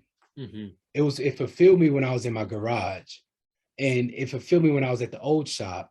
But then by the time I got here, it was nice, but then it was just like, bro, this is a job. And so I got to find another hobby. Because if you don't have another hobby, then like, or if either I need to find another hobby and keep this my job, or I need to find another job and keep this my hobby. And I think it might be the latter, right? Because like this fulfilled me at one point, and now it's like I'm dreading to walk up to a table and work on a shoe. That's why I don't drop my prices, bro. I think because like even with the 400 or however many DMs I got and not getting a sales, like part of me was like, oh, my price is too high. Then I had to check myself, and I was like, no, bro. No. You know, people and I knew my prices were low. Yeah. Like I knew, because I was selling mine for like, I think before I was some for like 450, then I dropped it to 250. The reason I dropped them to 250 was because I had to make my new model work. So like 250, and then they provide the shoe. And so like, because you got to think, like when that thing happened with Nike, I had to change my policy to like, now, hey, you have to send the shoe in. I didn't know if people would do it. So it's like, that's why I told you, why don't you try like one-of-ones and limited drops? That's why I switched to one-of-ones. You said try what? One-of-ones are limited drop releases. Because that's why like the whole multi mass producing thing, I tried it, I didn't like it for that reason. Like I started feeling like it was a job.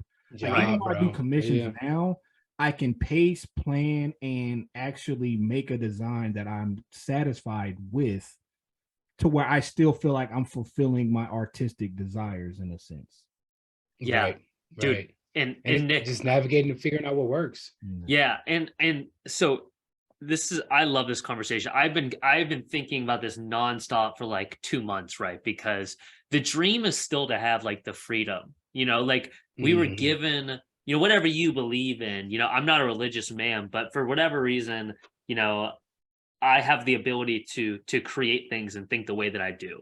So, whether or not, I want just painting to be my career, I would love to have a creative career and have freedom in doing that, Mhm. So to me, we talked last episode, Sean and I, about your life as a brick wall, right? And there are pieces missing from that brick wall. And this is a super easy, a super easy metaphor to make. It's literally just, you have to think about where are the gaps in your life and how can you fill them. So if for you, Nick, you're talking about how you had that beautiful drive and that creative drive, and you're excited to go to the table, and now you're dreading it because the focus was all in the bag and chasing it for the last years, right?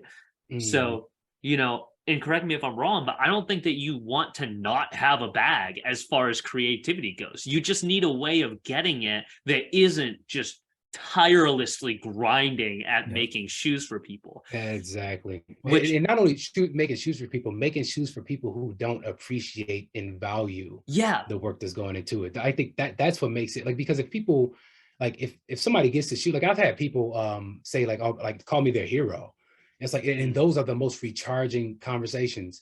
But then you got people who I gave them $100 off, and then they're complaining that they still have to buy the shoe. yeah, It's just like, bro, that's why I increase my prices. It's just like, bro, like, people like you. yeah. One Well, thing not I you, but noticed, people like that though, person.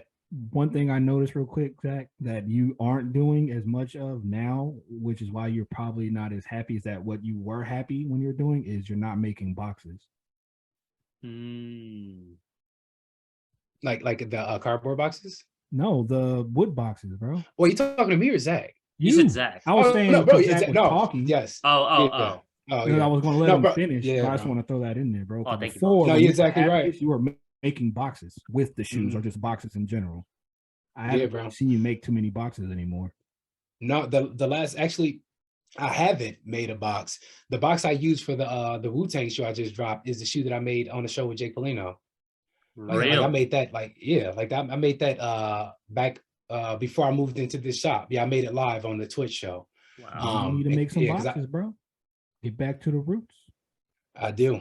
I need to get back to it. And like, go ahead. I'm so sorry, but I just wanted to finish my thought before I forget about it, because I got that dumb brain sometimes. So I was talking to, and I was saying, you can't just tirelessly slave away at making these shoes, right? And Sean mentioned brought up making boxes again. I honestly can't attest to whether that made you happy or not. I don't have any connection between them. But what I can honestly say is, both with the podcast, like, I'm very upfront, and there's a social media clip that I released last week, which is, we're recording this later on, but I'm talking about how the podcast is not supposed to be a facade. It's not supposed to be like a, hey, we're on here just to make everybody happy because everybody's asking for this, and we're only doing this for the community. It's like, no, we have three families we're trying to feed with this podcast. This is something we want to do for years. We want to grow this. Like, that's why it's called a show. We want to have an income from this because it serves multiple facets that we all desire. We all want to be part of the community, but we all want to be able to make a living as creatives too. And podcasting is a great way to do that. So, like, now, in bringing it back to the conversation about money, if we revisit the stickers that I released, it's a $50 sticker, but each one of those AR statues attached to it, I can change perpetually, and I have changed perpetually. And people who are holding those stickers, I send things out to, and one of those is going to be coming up in the near future. Now, if you think about it from like a money perspective, the reason why I feel like that was a phenomenal idea and why I'm going to continue leaning into it, Nick, and like, I wouldn't be surprised if you've had a similar mindset. And if you haven't, I want to bring it up to you, is stickers are nothing, dude. I can create a sticker design in 2 hours that I love, and I can have somebody make 10,000 of them. And with AR, I can click one button, and every single sticker, all 10,000 stickers that were just made, they get the new sculpture instantly. See, I would love to do that, like, with my existing designs, and like pretty much like I would definitely do that, like sell stickers like that. See, and my thing is that, like, you got to understand the because I don't want to be too transparent, just because like I'm not out of everything. Oh yeah, you're good. Yeah, I just have pressure from like all over. So this has been one of the toughest seasons of my life, both personally and business wise. But it has also been the most accelerated season of my life. Like the amount of pressure that I have been. Okay, you both. Sean, you watch Dragon Ball Z. Do you watch Dragon Ball Z, Zach? No, he's weird. Okay, he doesn't watch anything that's good. See, what's the chamber that they go in when like they're training? What's the name of it? Time chamber. That's what I feel like I've been in. Bunch of fucking nerds. It's just a bunch of pressure. Like it's just like it's literally just like training your body to like take on pressure. So just the way that like the situations that used to like keep me up at night and stress me out, let's say 3 months ago, but I just shrug it off. It's just like, yo, I've been here before. Exactly. So I'm thankful for the struggle. I'm thankful for the adversity, because if not for the adversity, I would not have dug my roots deeper. I don't know what's coming, but I know that when it does come, I'm not going to fall over like people who haven't gone through what I've gone through. Mm. So, and just tying that into like the sticker idea, I want to do it. But if I were to do it now, it would be for money. Right. And so, and one thing I've learned during this season, because I got like, I've gotten screwed over multiple times by like in business and by like just like people close to me within the last 3 months. Every single situation was about money. Mm. Every single the situation that put me in a bind with like the shoes and the like the laces that like I pretty much I sent 2,500 overseas to get like some blood laces made. They ran off of my money. I was acting quick. I was in haste. Like I was driving as I was communicating with, even though I was talking with those people since January, when I placed the order and sent them the money, I was in haste. Like everything was about the profit, right? Mm. Even though my heart was still my heart, but like it was always about, okay, I need to make this money so I can pay that, because my overhead is very high because I have a shop and because I have engravers that are financed, right? And so like my overhead is high, so like it's put me in a position of survival, which I've learned how to create in a state of survival. Whereas before it would have like incapacitated me. Like I would have been like laid out, just like, oh, I can't do this. But like now it's just like, no, bro, like I'm starving, you know, like it's like being in a wilderness, but yet I'm still building, right? I'm building I'm naked in the fray, bro. Balls hanging to the floor and all, bro. Naked in the fray, bro. Yeah. Yeah, bro. I'm building. Let's put it like this. Like Noah built the ark. He built that ark for I think 100 years. Like that's what the story says, right? It says that he built the ark, but before that time, rain never fell to the ground. Like there was no such thing as rain. Like so, imagine building something based on a vision that you see, but you can't fully communicate to people around you, in the middle of dry land. And when you talk to your friends and you talk to your family, it's like, hey, rain's coming. What's rain? It's never been done before. It's never been heard before. I've never smelt rain. Like, like there isn't a sea for miles of here. So why are you building a boat? Because when the rain does come, those same people will be knocking at the door. And so that's when that's where faith comes in play, is that like, I have to trust that what I saw is what I saw, and what I heard is what I heard, and what I believe is what I believe, because every single day is being challenged. And every single day I'm being pressed on all sides, but I'm not crushed. Bars. Freaking facts, bro. Yeah. Yeah, that was perfect, bro.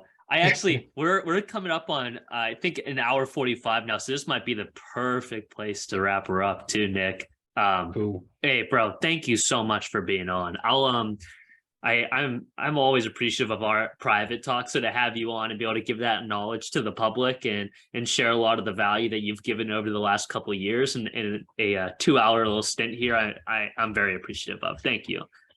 It didn't even feel like 2 hours, honestly. It was just really a great conversation. But I mean, and I think the best part is that it's not like I came on here and I just like poured out, but like there were like things that you all said that like Sean, like you saying, like, because I didn't think about that. Like when I was making boxes, that was a time of like happy and content innovation. I haven't made boxes in a while. You know, like even like your quote, I forgot exactly how you said it, bro.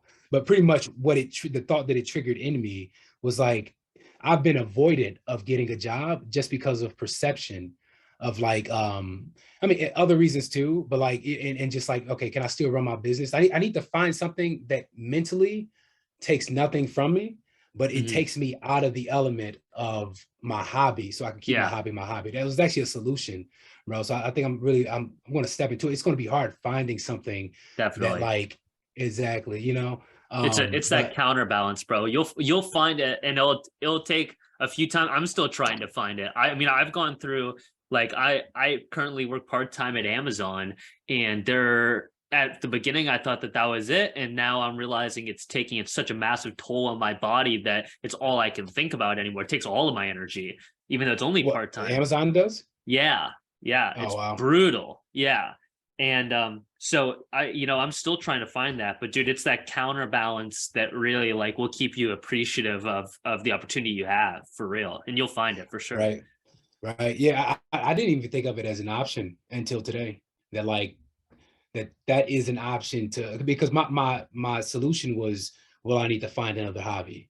Mm, But really the solution could be keep my hobby and find something that's going to take me out make you of money. this so that I stop looking at it like a job. Yeah. Because like I don't want to, I want to get to a place where like my art is my art, and like either you pay this or you don't, you know, and Right. which I'm there, but at the same time, like I don't want to make those designs anymore either. I think what made me happy about the boxes, bro, is that I was making different things every single time, and it was different themes every single time. And for the record, I want to make your Dragon Ball Z box, Sean. You're supposed to be. You're supposed to be coming to. One of You're one supposed to be box, coming to bro. Atlanta. As I said, You're one of supposed to be one, coming to bro. Atlanta. I'll make you, bro. If you come down to Atlanta, bro, we could take 2 days. It'll take 2 days to make the box. I might shoot down there, homie. You feel me? Bada bing, Slide, bada boom. slide through, bro. It may take 2 days to make that box, bro. We like, especially if we're incorporating like resin or something like that, it'll take about 2 days. Yeah, bro. No, So and that's what I want to You do. heard it Is here that, and I first. think I shared this. Yeah, I want to like I think I shared this with both of you. Is that like and Sean, you put me on old girl that makes the stuff on YouTube like that. I don't know. It's like the, Airforge. yeah, yeah, her. Like that's what I want to do. Is like pretty much like how I started on YouTube with that strawberry. She was like, "Hey, here's the idea. How can we do it?" I like And so that. I'm almost there. I'm almost there. Like it's um people are starting to gravitate towards the vision. And so pretty much like what I'm looking for is like a videographer who can like come through and actually assist with that so that I can focus on creating like the piece and not the video. Right. Yeah. That's what Fire. I need. Great Hey, conversation though. yeah, dude. So in wrapping this up, I always want to give people that come on the opportunity to talk about or plug anything that they have coming up, like whether it be videos, content, products, or whatever. So Nick, is there anything that you have coming up you want people to pay attention to, or anything you want to plug? Uh, when is this? When are you posting this? So this will be a week, I think a week from now, either a week or 2 weeks from now. I have no idea what I'll be doing a week or two from now. I can't just come in and just work on random stuff. Yeah. Honestly, I would just say just follow me on IG and just like listen to the narrative. Like, you know, like if you like my product and you like the shoes that I make, thank you. But also pay attention to the narrative, because like I'm also teaching like business skills and marketing skills. And like especially, and then mental health is something I've been really big on, as far as just talking about like just how you think. And you know that, as far as I'm glad that that's what you take from my page. Absolutely, bro. Absolutely. Yeah. That's Hey, my 3 o'clock alarm. yeah. I was gonna say, Sean, is there? I know you're gonna say no, but I'm gonna ask anyway, bro. Is there anything that you have coming up you want to talk about, or you just posted about the shredder shoes? Is there a video Yeah, I coming got up for it. YouTube? Just No, Is there there's a no video? videos, bro. I haven't made a YouTube video in like a month just because I've been where I'm at with my YouTube is I want to focus more so on making shoes with stories, right? Like Mm, everybody Mhm. knows Shredder, everybody knows Ninja Turtles. I've done the shoes. Just like I want to get less out of just time lapse and people just seeing me paint shoes over and over again and me coming up with shoes with stories. So more original work. So that's what I'm trying to navigate and figure out right now. So other than that, I don't got nothing. dope. You didn't make a video for the shredder shoes? No, bro, just because it's just like it though, like established characters now just becomes time lapse, right? I don't need to talk. There's nothing for me to say. It's just the same process: prep the shoe, paint the shoe. Mm. You know, when I come up with original work, there's information, there's stories, there's lore. I can explain why I'm doing something specifically related to the character because nobody knows why, and I just feel like it's more engaging. You know, I'm just kind of like I might do some from time to time, but to me, it's not really anything there, right? Because it's like you see me paint one shoe, you see me paint 50. Yeah. So yeah. Yeah. So yeah, and it actually, I commend you for like it, because that's it would be easy for you to do that. oh yeah, bro, it's It not would be easy. So I commend you for like not taking the easy way and like sure. figuring out what your niche is on YouTube. That way you attract that right following. Yeah, Absolutely. yeah, that's huge, bro. That's huge. Zach, Fuck what yeah. shout out would you like to make, bro? Ah, I'm so glad you asked, dude. No, I actually don't really have anything either. It's a growing period for me. I'm figuring a lot of shit out. wait, what So about the fashion show thing? that should already be out by the time this airs. Oh, when Bro, is that AR dropping? So I fashion know. show would be amazing, bro. This is the first, so this AR runway that I was talking to you about, Nick, that'll be out before this is my first step towards that. The AR fashion show, I'll tell you, at least for shoes, is probably technologically not possible to the public yet. But whatever happened to Google glasses? Oh, You they're remember still that was coming supposed out. to drop? Dude, all right. Like, So here's a little insider info for you. No, I don't think anybody knows this, but so there's an event that I'm planning with a couple of great guys. And I'll talk about it more when it comes out. But the event is in partnership with the Carnegie Museum of Art. And we were talking about doing a AR class as well as a gallery installation / networking event. And I reached out to Snapchat and they didn't reply off the rip, which is understandable because they had no idea who I was. So I started going into forums and I started learning who the admins were in the forums, and I started joining the live streams. And I eventually got one of the admins from the live streams to message me, and I told him what we were trying to do, and he said, shoot me a DM on Twitter. So I shot him a DM on Twitter. We talked about it. I kept climbing the ladder up through their marketing team until the lead marketing representative said, hey, we'll talk to our team, see if this is something we can back, and get back to you. So at the time, they needed more time than the time period we allotted to them to make that decision. But they said, if you guys want, we can give you and the kids that you're going to do the class with a full set of Snapchat lenses.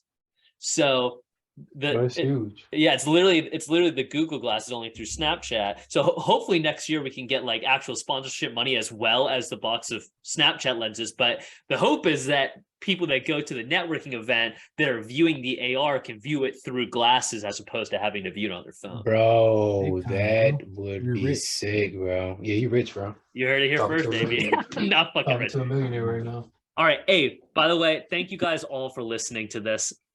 Same as every week, a lot of the reason we do these is to get you guys as much value as possible, which is why I'm so appreciative of Nick and Alma and all the guests that come on here and share their thoughts and time with you guys, as well as us. So if you enjoyed, please leave a like below and share any thoughts you have on any conversation in the comments. And we'll talk to you guys next week. Peace out. Peace. Bet. See you later.